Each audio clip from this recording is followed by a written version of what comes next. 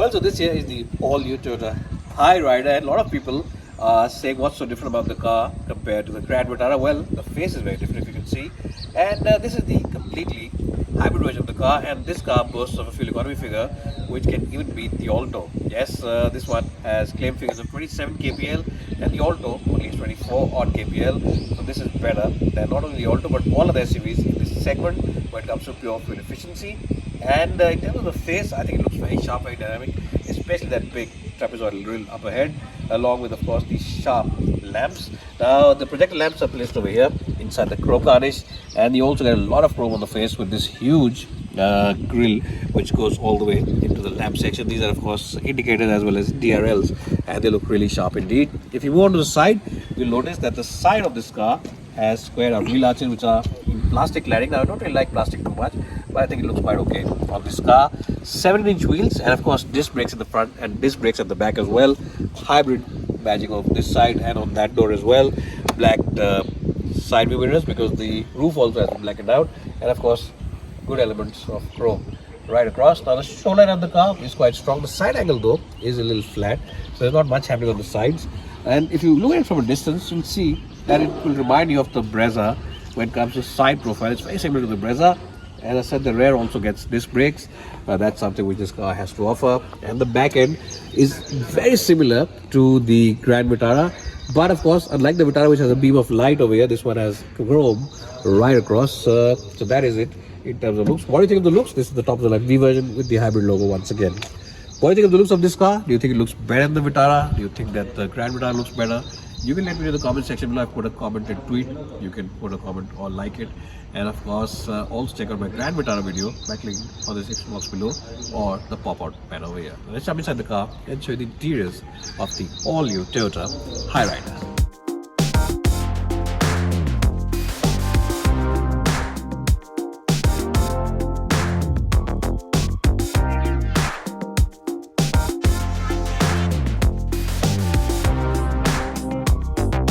I'm sure by now all of you are aware that Woodmore are the online expert when it comes to spare parts, and the best point is that they have the spare parts for all vehicles available in India.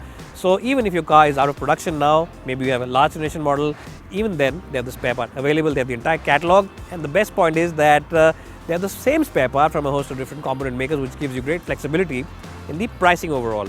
So check them out today. Check out the app. It's available both for iOS as well as Android devices, and also check out the website for the latest schemes as well as offers. Well, so here I'm now inside the cabin of the Hyryder, Toyota Hyryder. It's the same cabin which you get on the Grand Vitara, except of course the logo. But still, let me just tell you what features you get on this car. This is the full hybrid version of the car. So what you essentially get is these buttons which show you the EV mode as well as different drive modes available, and you also get cool front seats. Surprisingly though, the handbrake is still the old-fashioned manual one. It's not electric parking brake. That's something which should have been there. You also get wireless charging for mobile phone, and of course USB as well as 12-volt charging point over here, and traction control is standard. A bit of negative as well, the buttons for the AC are very tiny and sometimes can be very fiddly to operate, and getting used to them will take some time for most users. I wish they had offered chunkier button over here. Other than that, it's quite a good cabin. In terms of the quality, I think it's just a step below the Creta. It's at par with other rivals in this segment and pretty good in its own right, don't get me wrong, but I think the Creta still overall has the advantage when it comes to pure quality levels, fit and finish, and the overall packaging of the Creta just gives that positive vibe when you enter the cabin. This isn't bad, but Creta still has a marginal advantage. The touchscreen is identical to the one on the Grand Vitara, Brezza and the Baleno. So you get the same kind of font, same kind of menus. Apple CarPlay, Android Auto is available, and of course you can also project your phone. Toyota's High Connect app is available as well, and lots of information. Range is there, fuel economy is there, and a host of other information is available. It's quite easy to operate as well, and it isn't an issue at all in terms of using. You also get sunglass holder over here, and of course the buttons for the sunroof, because this is a panoramic sunroof and it opens all the way to the back, really gives this car a sense of airiness. Now this car is the hybrid version, so you get completely digital cockpit. The gauges on this one are completely digital. If you have the non-hybrid version, you only get the analog gauges. And in terms of storage, well, you of course get a couple of beverage holders over here. You get this little box where you can keep some stuff as well, and you also of course get a glove box which is nice and deep, and the door bins are large enough to have those big 1 litre bottles from your home. The seat comfort is generally quite good. I think the seats really are very good on this car. Side bolstering is excellent, the support for your lower back is very good, and in general even the longest and tallest of legs will be very comfortable in these seats. Overall, a very impressive place to be. It feels nice and premium and posh as well, and the materials also are quite good, and the usage of brown as well as the silver and grey works very well.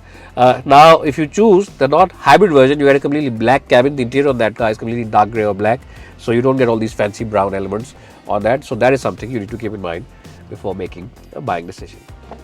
Well, so let's quickly show you the rear seats of this car. Now the door opens nice and wide, as you can see, and the aperture also is quite good.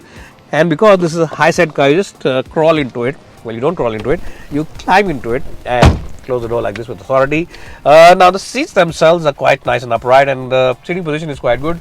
The backrest angle though could have been a little better. I think it could have gone a little further back. That would have been appreciated, but I think that's quite okay. Loads of place below the front seats to stretch your legs, so easily you can find your own comfortable position. Headroom again isn't a problem. My height is 5'10", and that's the front seat also for my height and driving position. So if your chauffeur's about 5'10", yourself are 5'10", 5'11", maybe, no issues at all in the back. 3 occupants can easily fit because it's a wide car, and in general the seat comfort is quite good. No issues at all in the back seat of the Hyryder. Before I forget, USB Type-C charging point, and of course the old school chargers as well available, and AC vents really are now the obligatory thing across the segment. Let's quickly check how big the boot of this car is, and after that take it out for a spin. Well, so let's quickly talk about the boot of this car, and this of course is the hybrid version. So what that essentially means is that there's an extra battery pack, and that's a pretty big battery pack because this isn't a mild hybrid.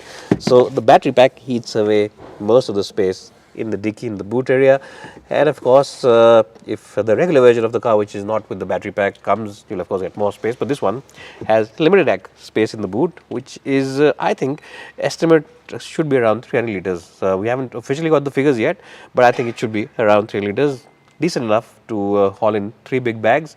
But yes, of course you would have liked more space in the boot. That's the only area of a little bit of weakness when it comes to the overall cabin of the Hyryder. But that said, when you consider the 27 kpl claim figure, I think you can easily forgive the boot for being slightly smaller than the non-hybrid version of the car. Now let's drive this car around and tell you how it is to drive.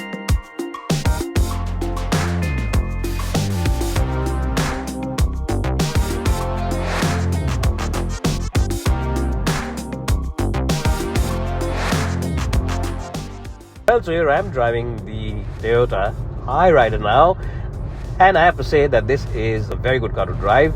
There's a 1.5 petrol 4-cylinder unit which powers it, and of course this is the hybrid version, so there's a complete hybrid battery pack at the back. It's not a mild hybrid, it's a proper full hybrid. So you can see that the battery pack is the one which drives the car. The electric motor starts off the car when you're driving in the city, and up to 40 kilometers the electric motor is in operation. Of course after that the petrol engine takes over, and sometimes both of them work in tandem together when you have to really get that brisk acceleration maneuver. When you want to get over that slow moving vehicle, that truck on the highway, then both the motors work together, and the additional torque from the battery pack, from the electric motor, does propel this car quite nicely. It's a very silent, and yes, it does a wonderful job on this car as well. Now remember, this is a pure hybrid. It's not a plug-in hybrid. This is a self charging vehicle. So how does it charge the batteries? Well, every time you brake, there's a motor which helps regenerate the battery pack, and apart from that, also when you're accelerating, there's a setup inside the car which helps recharge the battery packs as well. So that's something which is very innovative and very good, and Toyota really are the masters of this technology because they were the first ones to introduce it, and they also are the masters of EV technology because the Prius in the 90s was a big hit in the US markets with celebrities especially. So they know their stuff when it comes to EVs, when it comes to hybrids, they know their stuff, and they really are the masters of this technology. everything works seamlessly. That's the beauty about it. Everything works completely seamlessly. You never know when the hybrid system is on, when the pure electric vehicle mode is on, and when of course the car is running on pure petrol power. It's very difficult to tell. You really have to keep a keen ear out to tell the differences. And of course for people who are technophiles or always want to know about what's happening on the car, you can check a lot of information. There's a huge screen over here which tells you whether you're running on petrol power or battery power or hybrid power, and of course you also can read out the actual fuel consumption at the moment. So those are things which should keep you entertained, and of course it's something which you'll appreciate on this car. Now when you really are not in the mood to drive on pure EV power, just want the petrol power, that's quite sufficient for highway use. It's really good, and the engine is very refined. The ride comfort in general is very good on this car.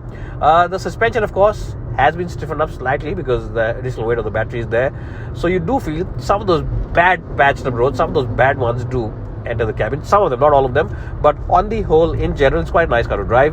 The steering wheel gives you good feedback, it's quite good, and it's quite an accurate steering wheel. The chassis also is very well set up, and it's got a nice mix between agility as well as overall comfort.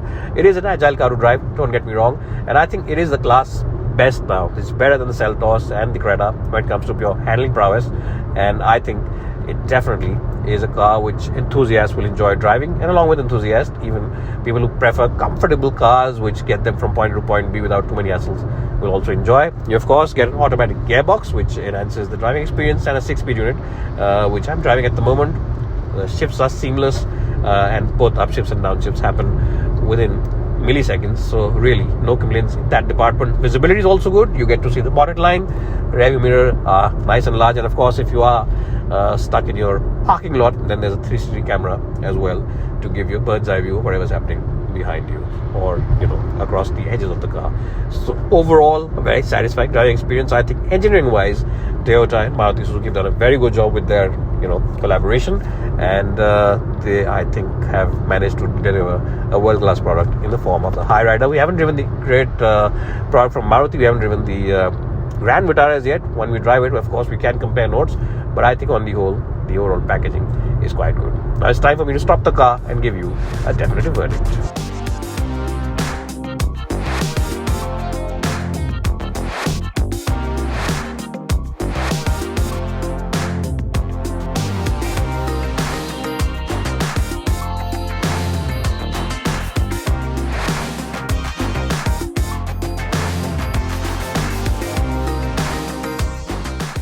Well, so the Toyota Hyryder comes across as a very tech-laden car. The hybrid system really works flawlessly, but that's not all. The high fuel efficiency isn't the only reason to buy this car.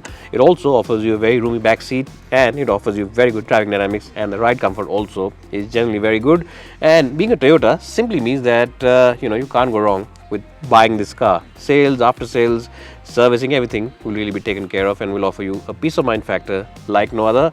Yes, there are a lot of other cars in this segment and they are very talented rivals, but you'll be very foolish to ignore the Toyota Hyryder in its entirety. Definitely keep this car on the top of your shortlist if you're in the market for a mid-size SUV. So bye for now, and thanks so much for watching this video.